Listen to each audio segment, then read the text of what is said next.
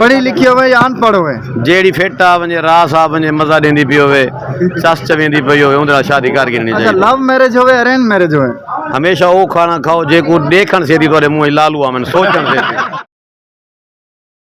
अस्सलाम वालेकुम दोस्तों, क्या हाल है? ठीक है फिट साथ नाल मौजूद है नकीम शहजाद लूहे पहाड़। अल्लाह पाक ने सलामत रखे। सनीला शरीफ तशरीफ गने बेहद मोहब्बता ते अस्सलाम वालेकुम सही। वालेकुम सलाम सही। क्या हाल है? ठीक हो फिट? बिल्कुल ठीक सही फर्स्ट क्लास। सनीला शरीफ तशरीफ गने वे बेहद मोहब्बता और वेलकम।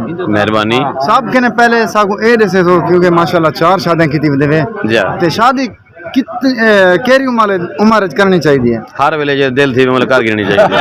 अच्छा हां तालियां तालियां तालियां बड़ी है जाती जेड़े वेले कोई जनानी पसंद आ वने कर गिननी चाहिए। अच्छा पढ़ी लिखी होवे या अनपढ़ होवे जेड़ी फिट आ वने रास आ वने मजा देंदी पई होवे सस चवेंदी पई होवे उंदे नाल शादी कर गिननी अच्छा चाहिए। लव मैरिज होवे अरेंज मैरिज होवे हमेशा वो खाना खाओ जेको देखण से दी तोरे मुंह लालू आवन सोचण से।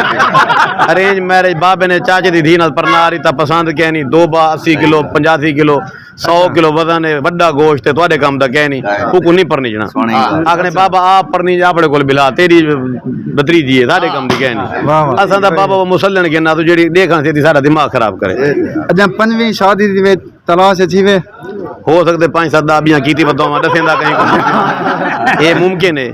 सही है क्योंकि इत्थे कहने शर्म तो सब 4 जायद ने पल बियां हुण जेड़े ज़हर पीवण पै वंजन खुदकशी करन पै वंजन गड्डी थले सिर देवण पै वंजन हुण बंदा दा नहीं मारना समझ नहीं गाल दी बिल्कुल बिल्कुल एक जमाना वही था ही ना कई बुढ़ड़ दा निकाह पे पवा के 90 साल दी बंदे दी उम्र होवे तो वो आके मेरा निकाह पवाओ कोहरता ही बदा होवे हां ते वड्डा आदमी होवे साडे खाते आ वड़िया जनाब एक साडा यार सा को मिलवाया जी हां हुण बुढ़ड़ दी शादी पे करवे देऊं सही है उन जमाने जनानी सा गोल कीती सही है जले निकाह पवावण दा वेर आया सगन गंढेरे वाला गोल है उसे हुंदी जनाब माशाल्लाह दाढ़ी शाड़ी बंदा जेड़ा चंगा है वाह वाह पता पकड़े किथु गयो उसे जी हां बुढ़ड़ को ठगी लई खड़े ते ऊपर नेंदे पे पल्ले ते हे ते कशा क्या ना हां को 4 पैसे गिन गिनू इंदे कोलो शादी दे सही है जेड़े वेले जनाब निकाह पवाउण लगो से साको मौलवी रियल वाला लब्भा ना सही ते है उही में दुआ मंगा ला इलाहा इल्लल्लाह मोहम्मद सल्लल्लाहु पता बुढ़ड़ क्या आखे कि हिजाब दा कबूल मेरे को कराया नहीं ए की हो जा मौलवी कहना है।